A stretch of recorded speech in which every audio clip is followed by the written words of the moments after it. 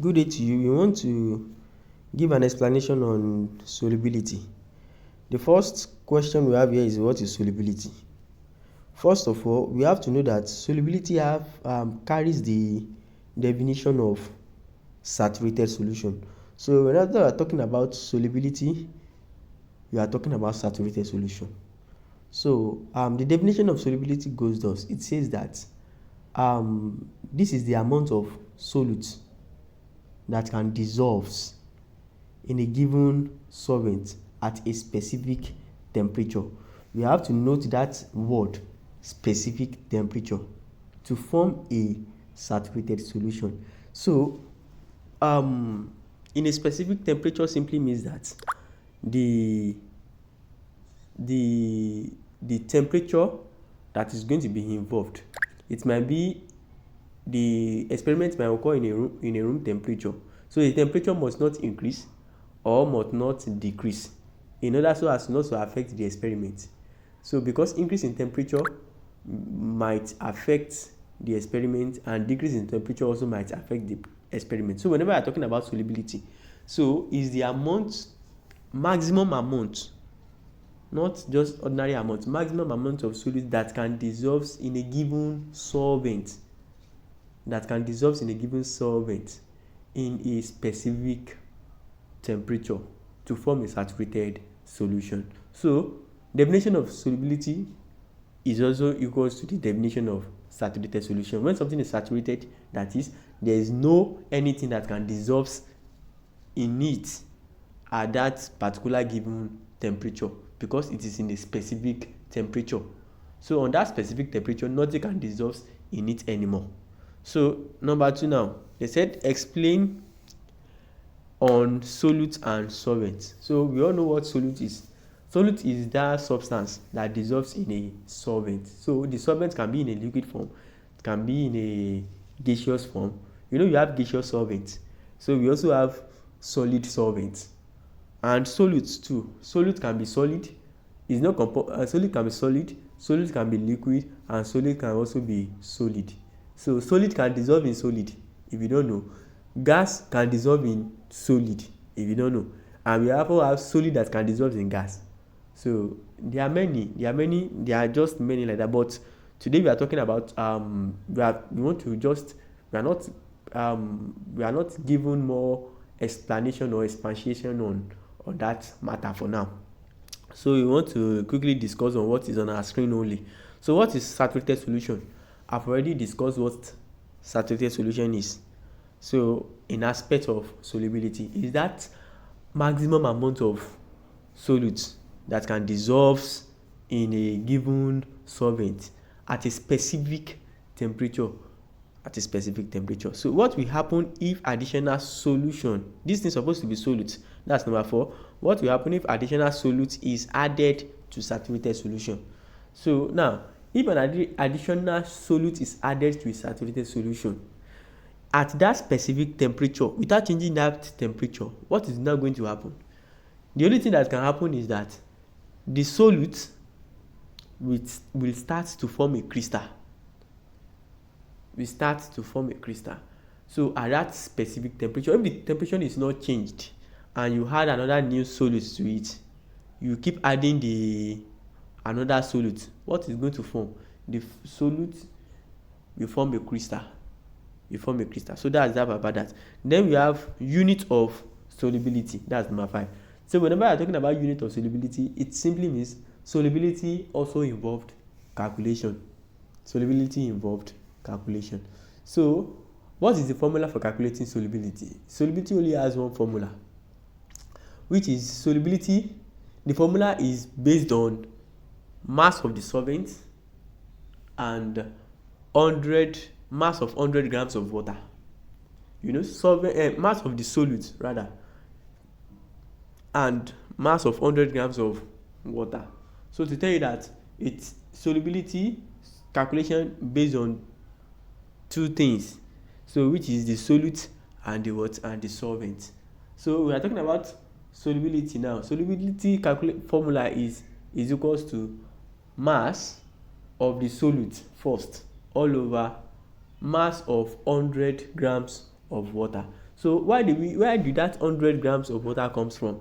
100 grams of that water comes from the scientist um um scientist calculations. So they just arrived, they gives assumption to themselves, they make a lot of experiments and they assumes and they conclude that whenever we are talking about solubility of substance, or we want to dissolve substance, or you want to dissolve solute, we have to use the minimum, the minimum and the maximum without exceeding that amount of solution that can be used is solvent that can be used is 100 grams of that solvent. For example, if you are dissolving salt in water now, the water, so that there won't be error, the water should be 100 grams of water. So any grams of solute, any grams of solute that you want to dissolve in 100 grams of water, so maybe you are dissolving, you will now start your experiment. Maybe you put a 20 grams of solute, so in 100 grams of water, does it dissolve? Does it dissolve? Is it saturated, or is it unsaturated, or is it super saturated? It is left for you to now discern, so as to curb errors. That's why they use 100 grams of mass of 100 grams of water, or mass of 100 grams of the solvent to be involved. Then in your calculation, you multiply everything by 100. To multiply everything by 100. Then we have number 6. What is supersaturated solution? Now we know solubility goes or moves from unsaturated solution to saturated solution, then to supersaturated solution. Now what do you mean by unsaturated solution? When there is little amount of solute that dissolves in a solvent, that's what we know as unsaturated solution. There is still more solvent, there are still more, and the solvent can still dissolve more solute.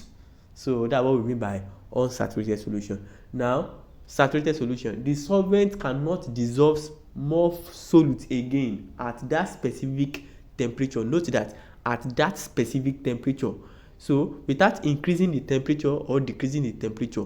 So if the temperature is set at 37 degrees Celsius, the solvent at that 37 degrees Celsius that cannot dissolve another solute again. That's what we mean by saturated solution. Now supersaturated solution is when the specific temperature is being altered. Maybe you cool it down more than normal, or you increase the temperature more than normal. So if you increase the temperature more than normal, the solute, more solute can still dissolve in that solution. So if more solute now dissolves in that solvent, it will become supersaturated solution. Or you decrease it more than normal, more solute can still dissolve in that solvent. And if more solute dissolve in that solvent, it becomes supersaturated solution. Then number 7, we have how is supersaturated solution formed? I've explained it. That's how it is formed, when the specific temperature is being altered. Then number 8, gas relationship with temperature and pressure. Now if you are talking about solubility of gas is different from solubility of solid. So now gas, now if you are talking about solubility of gas, the solubility of gas is said to increase when the said solubility of substance increase. That is, the substance becomes soluble, more soluble, when the temperature of that gas is decreased. So because when the temperature of a gas is increased, the gas will be in a constant motion. So there is no matter how, the gas can never be soluble at high temperature. So the gas can only be soluble at lower temperature, when the temperature is decreased. Now in other way around, we are talking about pressure. Now if the pressure of a gas is increased, what is going to happen to the solubility of that gas? The solubility of that gas will increase. Why? Because pressure deals with compressibility, compression. So if the gas is being compressed to a particular certain stage, it will become more soluble. It starts becoming liquid. For example, if you go to your gas filling station and fill up a gas, the gas being filled is a compressed gas. You see that the gas, when you shake the cylinder, you see that it will be looking as if the gas is solid, but the gas is not solid. It's because the gas is put on under pressure, so that it makes the gas to be soluble. So increase in pressure actually causes an increase in solubility of the gas, but increase in temperature causes a decrease in solubility of the gas. That's that for that. Now, solid relationship with temperature and pressure.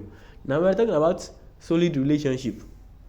Now, if a substance is in solid form, and in your physical change, when the substance undergoes high temperature, for example ice, if a ice undergoes high temperature, what will happen? It will melt, so it becomes more solidified. So what does that mean? An increase in temperature will cause an increase in pressure. An increase in temperature rather will cause an increase in the solubility of a solid, but an increase in pressure will surely cause a decrease in the solubility of a solid. What does that mean? So if a solid substance undergoes more pressure, pressure is ability to compress something and put things back to its solidified forms, to compress something together. So what does that mean? It will make the solid to be more compressed, to be more solid. So the what is it called? The solubility of that solid will not occur at increased pressure. It will only occur at decreased pressure. So if the pressure is being decreased, it's being losing.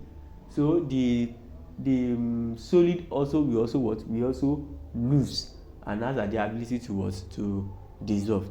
That's that for that. So this is our calculation. First of all, let's take a look at step 1. Step 1 is talking about the formula of solubility. So that's mass of solute, mass of 100 grams of solvent times 100. So the question here says, this is the question. So I would like you to read the question. They said at 25 degrees Celsius now, the solubility of the salt is 40 grams per 100 grams of water. So what mass of the salt is needed to saturate 250 grams of water? You input your parameter. So solubility is 40 grams per 100 grams of water. This 100 grams of water is that we are in step 2 now. Is just for the question sake. It's just a constant value. So what we are going to be dealing here is going to be 40 alone. So we have the mass of salt that we are looking for. That's for step 3. The mass of solvent, that's 250 grams. That's step 4. You input your formula. That's solute is equals to mass of solute, then mass of 100 grams of solvent times of water times 100. That's in step 5. So what are we looking for? We are looking for mass of solute. To make mass of solute, solve formula. So it's going to be your solubility times mass of solvent that all over 100. That's step 6. So mass of solute is now what is for solute? For your solubility, that's 40. You input your 40 times 250, which is your mass of solvent, then all over 100. Then when you divide it, it's going to give us 100 grams of solute. That's for step 7. So your end solute is now going to be 100 grams. So that's that for that. Then all other questions might follow.